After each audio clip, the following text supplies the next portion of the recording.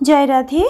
आजकेर पाठ श्री नित्यानंद तत्व निरूपण श्री चैतन्य चरितामृत आदि लीला खंड श्लोक 113। যুগ মন্বন্তরে ধরি নানা অবতার ধর্ম সংস্থাপন করে অধর্ম সংহার। যুগে যুগে এবং মন্বন্তরে মন্বন্তরে অধর্ম সংহার করে ধর্ম সংস্থাপন করার জন্য তিনি নানা রূপে অবতরণ করেন। অধর্মের বিনাশ করে ধর্ম সংস্থাপন করার জন্য ক্ষীরোদকশায়ী বিষ্ণু বিভিন্ন রূপে অবতরণ করেন। প্রত্যেক মন্বন্তরে ভগবান অবতরণ করেন। ব্রহ্মার একদিনে একে একে 14 জন মনুর আবির্ভাব ও তিরোভাব হয়। দেবগণে না পায় যাহার দর্শন ক্ষীরোদক তীরে যায় করেন স্তবন। দেবতারাও তার দর্শন লাভ করতে পারেন না, তাই তাকে দর্শন করার জন্য তারা ক্ষীর সমুদ্রের তীরে গিয়ে তার স্তব করেন। স্বর্গের দেবতারাও শ্বেত দ্বীপে শ্রী বিষ্ণুকে দর্শন করতে পারেন না, সেই দ্বীপে গমন করতে অক্ষম হয়ে তারা ক্ষীর সমুদ্রের তীরে গিয়ে বিশেষ প্রয়োজনে তাকে অবতরণ করার জন্য আবেদন করে তাঁর স্তব করেন। তবে অবতরী করে জগৎ পালন অনন্ত বৈভব তাঁর নাহিক গণন। তখন তিনি জগৎ পালন করার জন্য অবতরণ করেন, তার অনন্ত বৈভব কখনো নিরূপণ করা যায় না।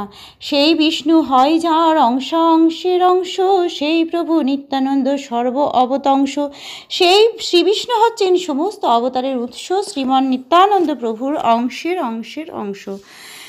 সে দ্বীপাধিপতি বিষ্ণুর সৃষ্টি করার এবং ধ্বংস করার অসীম ক্ষমতা রয়েছে। শ্রীমান নিত্যানন্দ প্রভু যিনি হচ্ছেন শঙ্কর্ষণের আদিরূপ স্বয়ং শ্রী বলদেব, তিনি হচ্ছেন শ্বেত দ্বীপাধিপতির আদিরূপ। সেই বিষ্ণু শেষ রূপে ধরণী কাহা আছে মহিষীরে হেন নাহি জানি। সেই বিষ্ণু শেষ রূপে তার মস্তকে ধরণী ধারণ করেন, তিনি জানেন না সেগুলি কোথায় রয়েছে, কেননা তিনি তার মস্তকে তাদের অস্তিত্ব অনুভব করতে পারেন না। সহস্র বিস্তীর্ণ যার ফণার মণ্ডল, সূর্য যিনি মণিগণ করে ঝলমল। তার হাজার হাজার বিস্তীর্ণ ফণায় সূর্যের চেয়েও উজ্জ্বল মণিসমূহ ঝলমল করে। 50 কোটি যোজন পৃথিবী বিস্তার, যার এক ফণে রহে সর্ষপ আকার। 50 কোটি যোজন পরিমিত ব্রহ্মাণ্ড তার একটি ফণার উপর একটি সর্ষের দানার মতো বিরাজ করে। সে দ্বীপাধিপতি নিজেকে শেষনাগ রূপে প্রকাশ করেন, যিনি তার অনন্ত ফণায় সমস্ত ভুবনগুলি ধারণ করেন। এই সমস্ত একটি বিশাল ভুবন তার মাথায় এক একটি সর্ষের দানার মতো বিরাজ করে।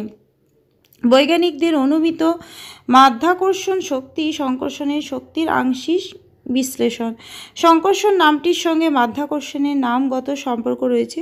শ্রীমদ্ ভাগবতে শেষনাগের উল্লেখ করে বলা হয়েছে, যমহরস্য স্থিতি জন্ম সংযম স্ত্রীভির্বিহীনং যমনন্ত মৃষয় না বেদ সিদ্ধার্থমেব কচ্চিৎ স্থিতং ভূমণ্ডলং মধুর সহস্রধর্মসু।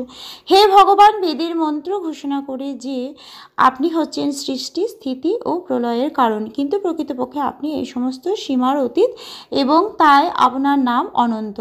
আপনার হাজার হাজার ফণায় অসংখ্য ভুবন সর্ষের দানার মতো বিরাজ করছে এবং তারা এতই নগণ্য যে তাদের ভার পর্যন্ত আপনি অনুভব করতে পারেন না। ভাগবতে আরও বলা হয়েছে, যস্যেদং ক্ষিতিমণ্ডলং ভগবত হনন্ত মূর্তে সহস্র শিরস একস্মিন্নেব শীর্ষণি ধ্রিয়মানং সিদ্ধার্থ ইব লক্ষ্যতে। শ্রী অনন্তদেব সহস্র ফণা বিশিষ্ট, তার প্রতিটি ফণাতে রয়েছে এক একটি ক্ষিতিমণ্ডল, যেগুলি শস্যের দানার মতো প্রতিভাত হয়। সেই তো অনন্ত শেষ ভক্ত অবতার, ঈশ্বরের সেবা বিনা নাহি জানে। আর সে অনন্ত অংশ হচ্ছেন ভগবানের ভক্ত অবতার। ভগবান শ্রীকৃষ্ণের সেবা ছাড়া তিনি আর কিছু জানেন না। শ্রীল জীব গোস্বামী তার কৃষ্ণ সন্দর্ভে শেষনাগের বর্ণনা করে বলেছেন, শ্রী অনন্তদেব সহস্র সহস্র বদন বিশিষ্ট এবং সম্পূর্ণরূপে স্বাধীন। তিনি পরমেশ্বর ভগবানের সেবায় উন্মুখ হয়ে সর্বদা তার সম্মুখে থাকেন। শঙ্কর্ষণ হচ্ছেন বাসুদেবের প্রথম অংশ এবং যেহেতু তিনি স্বয়ং প্রকাশিত হন, সেহেতু তাকে বলা হয় স্বরাট বা সম্পূর্ণরূপে স্বাধীন। তাই তিনি অনন্ত, অর্থাৎ কাল দেশ সীমা রহিত।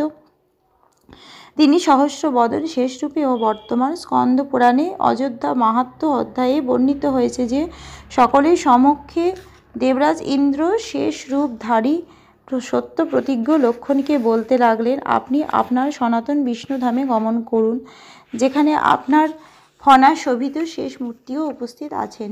এই বলে দেবরাজ ভূভার ধারণে সমর্থ শেষরূপী লক্ষণকে পাতালে প্রেরণ করে সুরলোকে গমন করলেন। এই উদ্ধৃতিটি থেকে বোঝা যায় যে চতুর্ভুজের শঙ্কর্ষণ শ্রীরামচন্দ্রের সঙ্গে লক্ষণ রূপে অবতরণ করেন।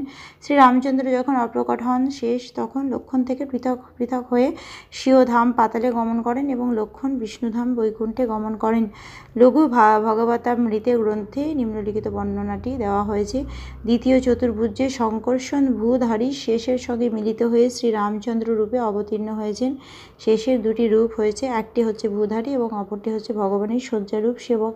যে শেষ ভূধারণ করেন তিনি হচ্ছেন শঙ্কর্ষণের আবেশ অবতার, সেই জন্য তাকেও কখনো কখনো শঙ্কর্ষণ বলা হয়। শয্যারূপ শেষ সর্বদাই ভগবানের নিত্য সেবক বলে অভিমান করেন। আজকের পাঠ এই অবধি। ভজ শ্রীকৃষ্ণ চৈতন্য প্রভু নিত্যানন্দ, শ্রী অদ্বৈত গদাধর শ্রীবাসাদি গৌর ভক্তবৃন্দ। হরে কৃষ্ণ কৃষ্ণ কৃষ্ণ হরে হরে, হরে রাম